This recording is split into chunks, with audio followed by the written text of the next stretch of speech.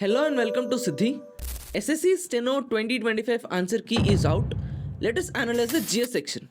But before going to the numbers, let me tell you, I have categorized all the questions into topics and subtopics and I have arranged them perfectly in a Google document. The link of the Google document is provided in this video description. You can check out the document to understand the importance of the weightages with respect to each subtopics. In this video, I will tell you the numbers and I will tell you the expected composition of the upcoming questions in CGL 2025 and CHSL. In next videos, I will take up each subject and I will tell you the important topics. First thing is type of questions. We all know that there are new types of questions.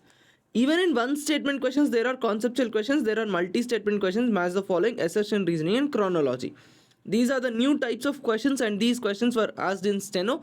And we can expect similar type of questions even in CHSL also. Now this is a distribution of the questions. There are 9 shifts, total 450 questions in this entire section of GS. This is the distribution of questions. Because it is a 12th standard paper, there are one-liner conceptual questions. These numbers are dominating in 12th standard paper. But for CGL, we can expect that we will have around 8 to 10 questions per paper which are one-liner and conceptual in nature. So on an average, these are the numbers, and for the upcoming CGL 2025, we can expect that we will have one-liner conceptual numbers which are 8 to 10, 8 multi-statement questions, 3 to 4 assertion reasoning questions, and chronology match the following questions. We can have 5 to 6 questions. This would be our upcoming composition with respect to the distribution of types of questions. Now let us understand topic-wise weightage that is seen in Steno paper and let us extrapolate this to CGL. Now I am aware Steno is for 12th standard and CGL the qualification is graduation. So keeping in mind the change of the qualification, we will draw the necessary inferences. Now in upcoming CHSL exam, we can see the same kind of composition, that is single or multi-statement questions of 15 to 18, assertion reasoning questions, chronology and multi-statements, etc. Now with respect to topic wise, in Steno, out of all 450 questions, I have segregated them into topics and subtopics. For sports, there are 28 questions. There are questions on international relations and groupings. In international relations and groupings, there are good quality conceptual questions where questions were asking what is the impact of this group, what is the utility of the group. Books and authors, music, there are 60 questions in economy. Within economy, there are 21 questions on reforms, census, microeconomics, macroeconomics, money and banking and fiscal policy. Economy had the highest weightage. In economy, reforms gained prominence. For example, it is 75th year of introducing industrial policy. So almost every shift had one question on industrial policy of 1948. Now with respect to history, there are 59 questions in history. In history, art and culture questions dominated the most. There are 28 questions in art and culture. Ancient history had 8 questions, medieval history had 18 questions and modern history had 15 questions. Reports and indices, there are 7 questions. In reports and indices, questions were deep. For example, they are asking which of the following submetric of the index has the highest weightage. Which of the following submetric needs to be improved the most? What are the important challenges in improving this particular index?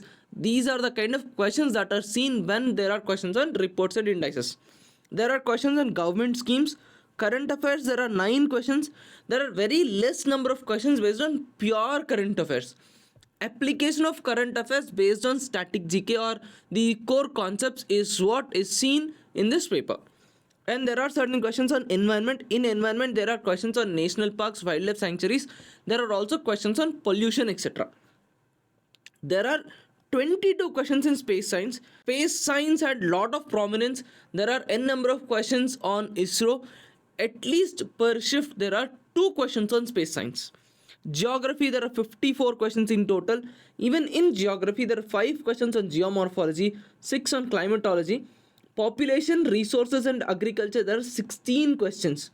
Indian drainage, 7 questions. Indian physiography, 7 questions. Soils and crops, 4 questions.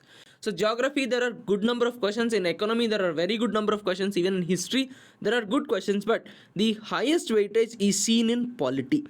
Polity had 83 questions in the entire paper, that is in all the 9 shifts together are 83 polity based questions, of which 37 questions are based on core concepts and facts.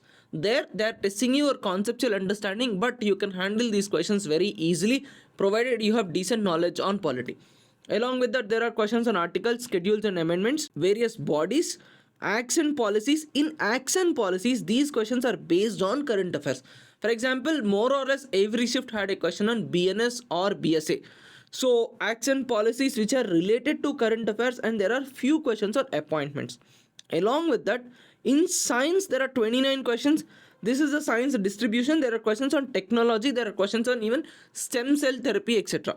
There are questions on physics, biology, chemistry. In one of the shifts there are calculation based questions from physics also, but don't worry, they are doable questions. And this is with respect to the prediction.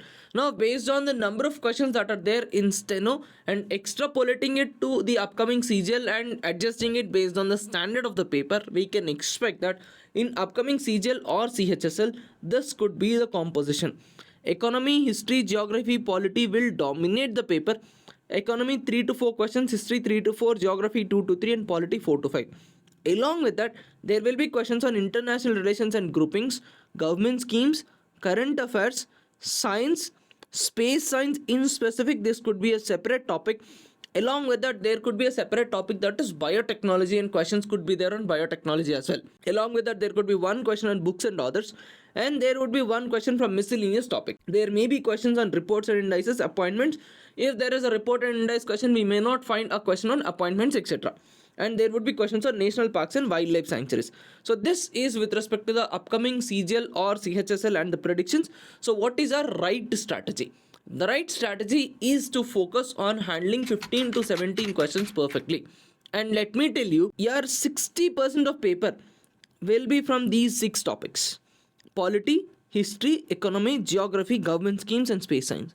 So your objective is to focus on these topics, focus on all the important topics of these subjects, especially those topics that are asked in Steno 2025 paper. If you can handle these topics with 80% accuracy, your problem with respect to GS is sorted for the upcoming tier 1 of 2025. So this is all with respect to Steno analysis of 2025 GS section. In the next videos, I will take up each individual subject and I will list out the topics that are asked and the topics that can be asked in the upcoming CGL, CHSL and MTS, etc. Till then, keep practicing. All the best.